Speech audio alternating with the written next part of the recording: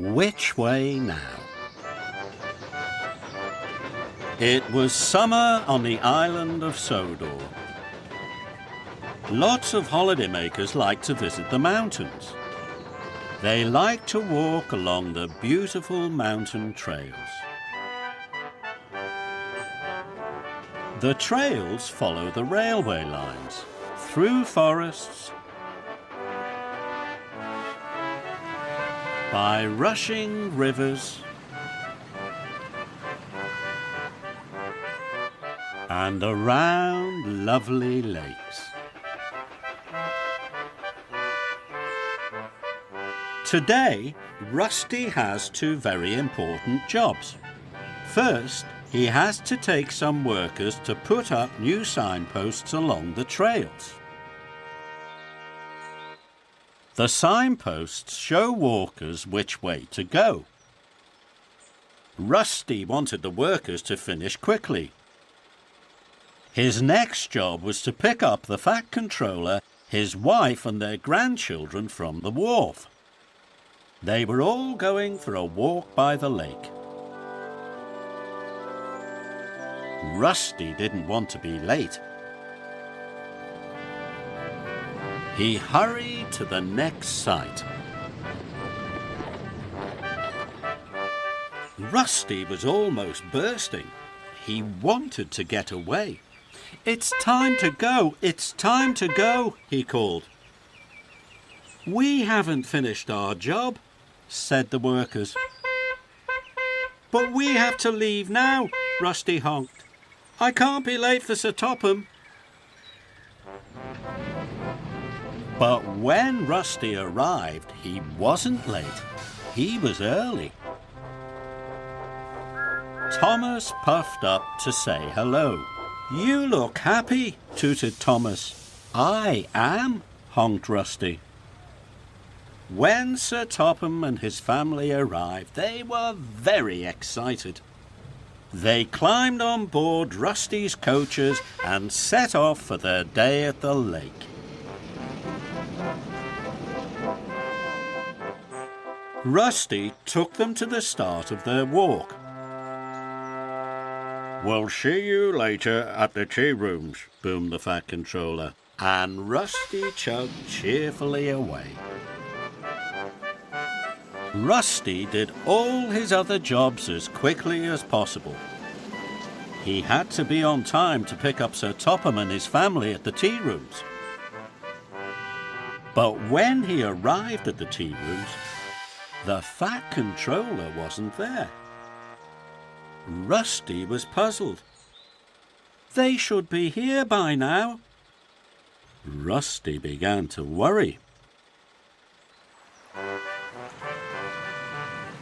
Rusty decided to look for them. "I'm sure they can't be far away," he thought. At the quarry, Rusty found a group of campers. They were putting up their tents.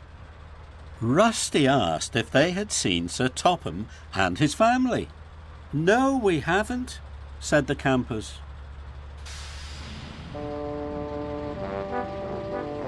Then Rusty met a party of fishermen at the coal mine. "Have you seen Sir Topham?" he asked. "No," said the fisherman.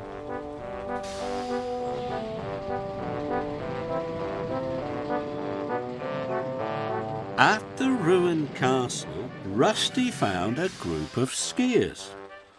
They hadn't seen the Fat Controller and his family either. Rusty puffed on. And then he stopped. "This is very strange," he puzzled. Why were the skiers at the ruined castle? And the fishermen at the coal mine? And the campers at the quarry? "Bust my buffers," Rusty honked. "The signpost must all be pointing the wrong way. I made the workmen rush. This is all my fault."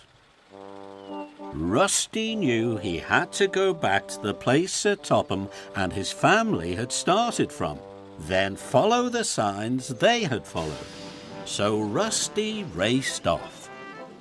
Soon, Rusty arrived at the place where he had dropped off Sir Topham. He looked at the signpost.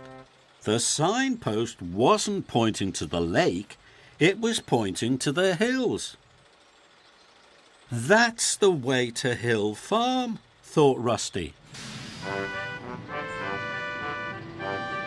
Rusty chugged up the steep track towards the farm as fast as he could.